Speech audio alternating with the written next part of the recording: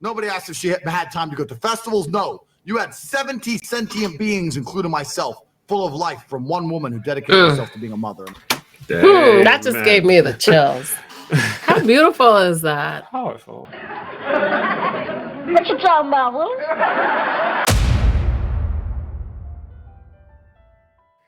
Yeah, so let's talk about Andrew Tate. Okay, this is Andrew Tate recent video, and one of the things that he said in there was, for those of you who don't know who Andrew Tate is, most of you do anyway, he just has a lot to say. Let's just put it that way. Alpha male type of talk, whatever, right? But some things he says are just crazy. But there are times he makes brutal reality checks, Western woman, Megan, Miss Debbie. I know, Debbie, we're excited for Friday. Yeah. He said it's his best. He said it's his best video yet. Okay. I guess it's the type of work he puts in the edit. As far He as just editing. said it's his best. I'm not trying to figure out what. I can't wait to see it. Okay. Which part? But yeah, the video. Yeah. Creation. Yeah. Yeah. It's exciting. All right. Well, let's take a listen to this. Carry a child for 9 months. If you're not gonna, Like, it's a big sorry, risk. my headphones fell off. If you're not gonna have, if you're not gonna have children, what are you gonna do with your lives? If I'm not gonna have children, travel, just pursue anything that makes me happy. Try to make money. I love traveling, so I would probably just Drink cocktails on the beach. Okay, next. About the same thing, like travel, focus on my career, things like that. Like my career will become my baby. What about you? I honestly just want to get right into my career. Okay. That's pretty much it. What do you want to do in life? Right now, so I go to the University of Miami. I'm majoring in interactive media. What I want to do with that is build virtual reality simulators for the military. Then I'm also minoring in motion pictures. I'm interested in acting and shit like that. Yeah, Miss Cuba, what about you? Do whatever the fuck I want. Okay. It doesn't matter. Well, I plan on becoming a doctor. So I'm just my career. Your career. I'm passionate about it, so A life without children is vapious. What's wrong with these answers? Who are these girls? Do we know who they are? Like, are these? A lot of these girls, I don't know for these particular ones, but a lot of these girls that come on this show, they're like, some of them are OnlyFans girls, just regular girls, video girls, all type. So, Well, I mean, I kind of get that vibe. No, Well, I mean, it's yeah. again, it's no judgment, no stereotyping, but the way they're dressed, the way their responses are, the way their demeanor is, it's very sexualized in the way that they're kind of carrying themselves. Just as a woman, you know, a woman who's just trying to be like beautiful and just kind of like having that whole poise, disposition. So I just wondered. Yeah. But yeah, so, but the way that they're talking, it's, you know, they all look a little empty and lost. Yeah. Personally, just looking in their faces, it's like I just see like a very emptiness. But again, I heard like what, how many seconds? So I'd like to hear more. Your career. I'm passionate about it, so A life without children is vapious, and it's inane and it's pointless. And you may sit here and think that your career matters, but the truth is that your job will fire you out of whim and not give a solitary shit. So true. And when you're 52 and you're past it with no grandchildren in a house by yourself, and all your friends have grandchildren in this beautiful life, and you're sitting there by yourself, do you think the fact that you can afford a few extra Gucci bags is going to genuinely make you feel happy? I was at my grandmother's 93rd birthday. I looked there. My grandmother had 9 children because there was my father and 8 more. They all had a bunch of kids, blah, blah, blah. I stood there. I looked at my 93-year-old grandmother, and there was a whole room full with maybe 70 people that came from that one woman. Isn't that remarkable? Yeah. That nobody cared about her career. Nobody asked what job she did. Nobody asked how many times she went to the club. Nobody asked if she had time to go to festivals. No, you had 70 sentient beings, including myself, full of life from one woman who dedicated herself to being a mother. That just gave me the chills. How beautiful is that? Powerful. You know, despite what these young ladies are saying, how beautiful is that to be a woman, to be able to give Oh my life, goodness, yeah. to be chosen by God to give life It's nothing to a greater. world. And like you see generations and you see generations following after you. Like I look at I love taking pictures where it's my great auntie and my grandma and then my mom and then myself and my daughter. And it's just, and now my grandbabies. It's Yeah. just a phenomenal experience. Yes, it is. It Even really for is. fathers as well. It's like we find real meaning and purpose. with Yeah, family. Megan, you know, I do have an issue with the females that seem to have been chosen, and not that I have an issue with it in the sense of like it's a bad thing. Mhm. You need everyone's perspective, but I don't see a lot of diversity here. Diversity in the sense of what their thoughts, what their goals, what they're doing with their lives. I mean, the one girl did say she goes to a university and she's studying motion picture, but again, it seems like they are all involved in some sort of entertainment and a career that involves entertainment. But the other young lady who says she doesn't do whatever the F she wants to be a doctor as well. So, you know, everyone goes through their journey. I don't know how old they are. They look pretty young. They look like early 20s. This is just guessing and judging, late teens, early 20s. So they look very, very young, maybe some are in mid 20s, but hopefully they can see the beauty in being able to give life. But I don't think God wanted every single woman on earth to have children. Yeah, I was gonna say that too. I don't think that it has to be I a partially must. agree with them because some of these women, they shouldn't be mothers, especially with a mentality as some of them have at this stage of their lives.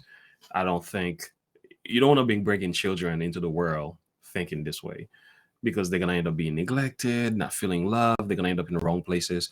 And I think mothers should be mothers. If you understand what it means to be a woman and motherhood and everything, then the value of that, then you should have babies. If at a point in your life, if you don't know what that means and you don't really appreciate life in that sense and appreciate children, you shouldn't be a mother. I love to see how many moms would be out there and say, yeah, I appreciated it.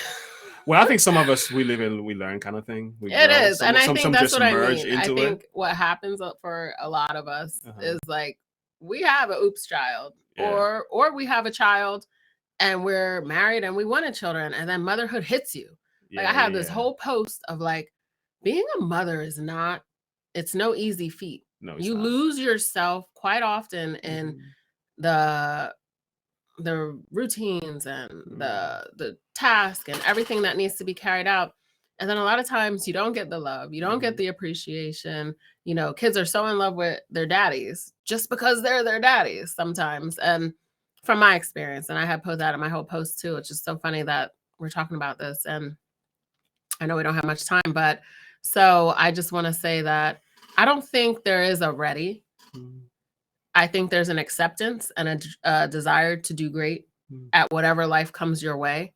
Because in this life, what looks one way oftentimes is not the reality of what it is. Well, I think there is a ready for the reason why we have abortion at the rate that we do today. It's a lot of irresponsible mothers who are doing that. And I think mothers who are saying, I'm mature enough to understand that, although it's not true for all mothers, some of them just say, okay, it is what it is. I'm having a baby. I'm going to step up to the plate. But there are some who are like, no, I'm not doing that. My career, my life, my college, which I understand. I think a lot of mature women are making decisions too early to have kids. And whether it was intentional or unintentional, some of them do have to be ready. I will always caution on the side of be ready. I think you can't prepare for what's coming in the great unknown. So you can be ready with a mindset of like, I want to be a mother. And there's women who I prepare for that. And then when it hit them, they said, I didn't know what I was getting into. And then they have almost a regret and just a feeling of like they can't measure up. And then I know people who didn't want to be a mother at all. And they got this child and it totally flipped their life around. I agree. And I think some settings matters as well. If you are in the right setting, in the right relationship, and you know sometimes it doesn't even matter because sometimes your child just doesn't even connect with you. Yeah, because sometimes I don't know how that fits, but I know like if you know you're in a relationship, you're married and everything, there is a security in the home and everything like that. So having children becomes like the next thing we do in our relationship to bring more that little component of love that we can, Mm-hmm. you know, we can love. I mean, that's great. And a lot of these women who speak like that, they don't have that. You can tell they don't what we're have looking that. at here is we're looking at young Mm-hmm. girls who, like I said, this is why I said I don't know if this is a group of girls that you can make this have this kind of conversation with without having it more diverse, coming from different areas of life, different stages of life, different thought processes. Like Pooh, what you said was so important. I and my wife are barren. Is he saying we're a waste of life? Supporting family is important. Having children isn't a requirement for a good life. No. I totally agree. So I think the setting that he has, it's easy to like make these girls look like they're just kind of dumb, wanting to be video vixen type of people. I just think I don't like the way this is set up personally. Yeah, I agree. I don't think it's well balanced at all. No. But I agree with what he said. I love the idea of being in a room with someone who's 100. I have a patient yesterday that was 94 years old, and just seeing and knowing, looking at the family pictures, it is a beautiful experience, but they just might not be ready. Debbie, I'm taking your prayer request down. Okay, we'll continue. And a good wife.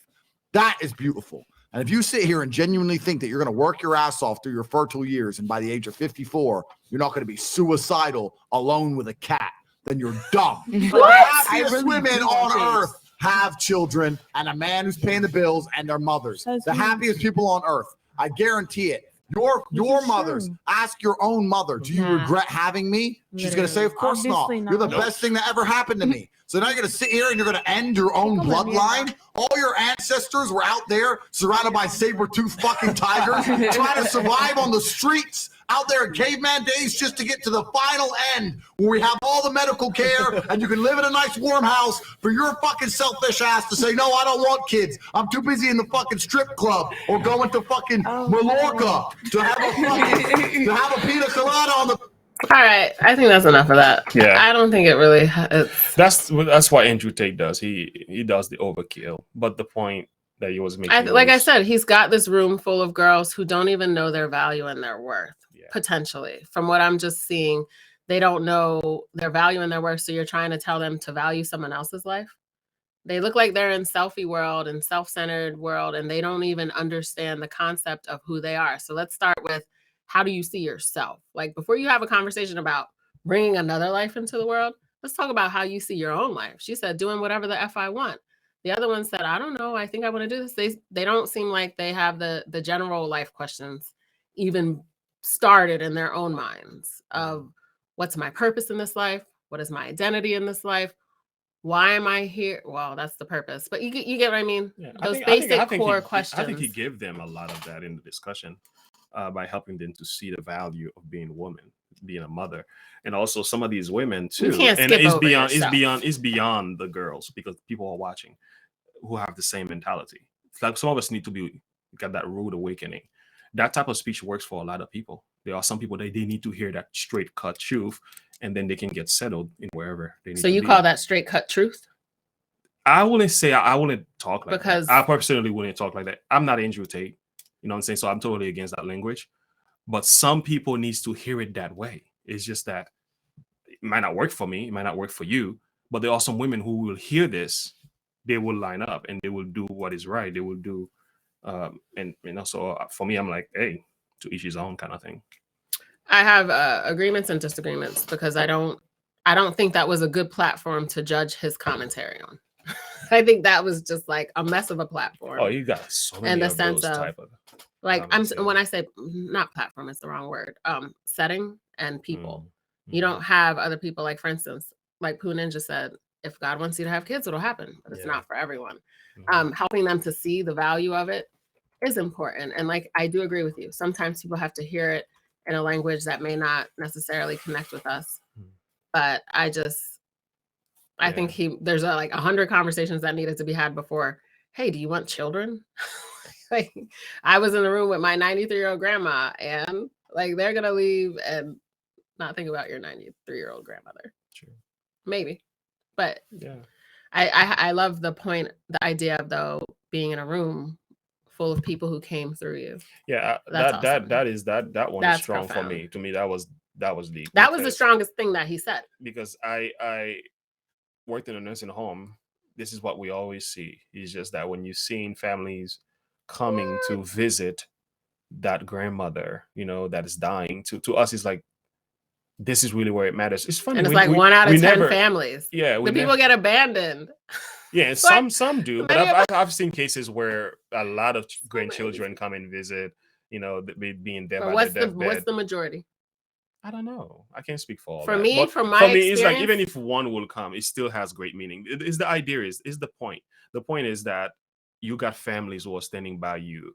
They're remembering you. They know what you did for them. It's like, to them, your career didn't really matter. It's the fact that you brought life into this world, and that's what you're holding on to. And I agree with that. The children is like, they're looking at you and say, "This is what I remember her for. She was there. She was like this. She was like that." And we'll have this conversation when I bring food into the room and everything. And do you guys want water? And they would just talk about their experience with their grandmother. To them, that's what matters. And he's like, there we go. It's like, if you cannot be remembered for those things and those memories and relationship you build with your children, your family, at the end of your days, it's like you didn't really do anything. Who cares? You worked for the army and did a lot of great things, which is fine, but how much of that people are going to remember you for? Exactly. They might remember them for a lot. I don't know if Rosa Parks has kids, but I remember her for what she did. Like, a lot of people did a lot of things and you don't know about their children. I think it's a very almost shaming thing to say, because there's a lot of people who can't have kids, a lot of people who've tried. That is true. And all of that. So I think we need to understand God's purpose trumps it all. God's purpose for someone's life may not be in the arena of children or a family or all these people in a generation, because God knows what a woman or a father can handle. And some people, like you said, aren't built for having children, not necessarily fit for it, but not built for it, because God understands the intricacies of the human here on this earth. So to top it off, is beyond children. If you can't have children, you can have children. Like you said, some of you are barren and stuff like that. Well, don't you still have people that you can relate to? To me, it's like, it's beyond children. It's like, what kind of relationship you build with people and how much you're willing to invest in them. What are they going to remember you for? It's beyond kids. Because sometimes you have kids and you love them. Some of them just go on and live their lives. It's just like you said, I've seen cases where, they're rich. They won't even come to see their mother before she passes I'm telling away. you, I think this should be a message as well. It should be a message for people too. Like, a lot of people, from what I've seen primarily in the nursing home, you have like 5 families per floor that you better be on your P's and Q's. And mind you, it's a 60-unit bed, a 60-bed unit. So you have about 5 to maybe 6 families that are very actively high quality involved. A lot of these people in the nursing homes are dying alone. Families have left them. They have a niece or a nephew in another area. Sometimes they outlive them. But what I see primarily is a lot of families that have children who are in California, they're in Pennsylvania, they're in Texas, they're in Australia, they're in Germany, they're in Maryland, they're down the street, and they're not coming to see their families. So this is, I think, for us too. I've gone weeks without seeing my own grandma, and I'm like, wow, she lives 10 minutes away from me. So we have to be more aware of what our mothers, our grandmothers, our fathers, our grandfathers have put out, and make sure we're actively pursuing them and making sure that we're having our children go see them. They can't stand going to the nursing home. Come on, we're going to the nursing home to go see Grammy. My grandma can look a little crazy. And BJ said one time, she looks creepy. And I'm like, well, we're going to see her anyway. He's like, because she could just be, but we have to make sure we instill those values in our kids to maintain those bonds and connections. So I think there's a flip side to it too, where making sure that we also give credit to where credit's due for these people who we do have our lifeline through. Of course, God first, but yeah.